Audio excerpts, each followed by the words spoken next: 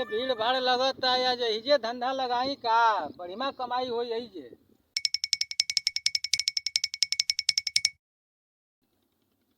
Hello, अरे आज बड़ा बढ़िया जगह मिलल बा, बड़ा भीड़ भाड़ बा रे। अरे एकता चौकवा पर आज बड़ा मोट कमाई होई। ठीक है ठीक है ठीक है ठीक है ठीक है ठीक है ठीक है, रख रख रख। भगवान के नाम पर 2-4 रुपया दे दो भैया, तुम्हारे बाल बच्चा सुखी रहे हैं। भगवान के नाम पर 2-4 रुपया दे दो भैया, तुम्हारे बाल बच्चा सुखी रहे हैं। हे तना हट्ठा खट्टा शरीर ले ले बालक, अब भीख मांगत हुआ। तू तो धोती कुर्ता पहले ही वाला कहाँ भीख मांगे जाता है। अरे हमार ई कहे का मतलब नहीं रहा, मतलब बा कि हेतना हट्ठा कट्टा शरीर ले ले बाला कमैता खैता। इतना हट्ठा कट्ठा शरीर ले ले बानी तो तोहर कहे के मतलब का बा, हमके दामाद बना ले बा। अरे बापा, भगवान के नाम पे भैया दे दो, भगवान के नाम पर दे दो भैया कुछ, भगवान के नाम पर दे दो भैया कुछ, भगवान के नाम पर दे दो भैया कुछ, तुम्हारे बाल बच्चा सुखी रही है। 2-4 रुपया दे दो भगवान के नाम पर भैया। करे आ जगह बैठल वाले तोरा दादा का रजिस्टर है का? हम नरेंद्र मोदी से लाइसेंस बनवा के आए हैं। एक टाइम 1975 तक बा। हम रजिया सुल्तान के फोन लगाई का?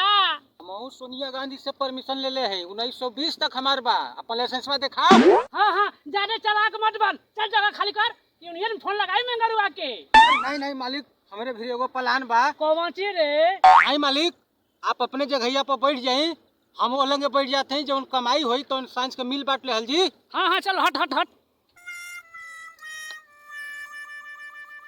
रुक रुक, हमारे तोर गाँव फारी ना, बड़ी चालाक बनता ले।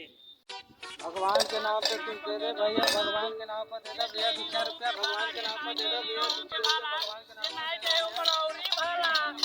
अल्लाह के गिरते जन्नत में ले जाइए। भगवान के नाम पर दे दे भैया, तुम्हारे बाल बच्चा सुखी रही है। भगवान के नाम से दे दे भैया, तुम्हारे बाल बच्चा। अरे अनहार भइल के तना आज कमैले वाले। अरे मालिक आज बड़ी इनकम भइल बा। चल चल गिन गिन गिन। चल चला, तोरा के आज बड़ा मस्त जगह घुमाओ तानी। चल चल।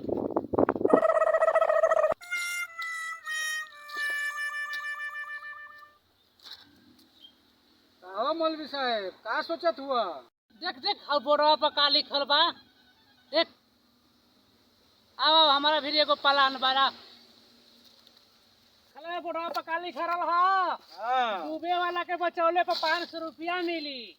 तो देख हमके तैरे नहीं आवेला, तोरे तैरे आवेला? हाँ, हम तो पार कर दे। हाँ तो देख हम डूबत हैं, तो हमके बचाई है तो के 100 रुपया हम दे दे, 400 हम ले ले। नहीं 100 रुपया में नहीं। नहीं नहीं, हम 100 रुपया से बेसी नहीं दे। चलो ठीक बा, तब चलो। हमके बचाई है। ठीक बा, बचा ले हम। हाँ हाँ हाँ ठीक बा।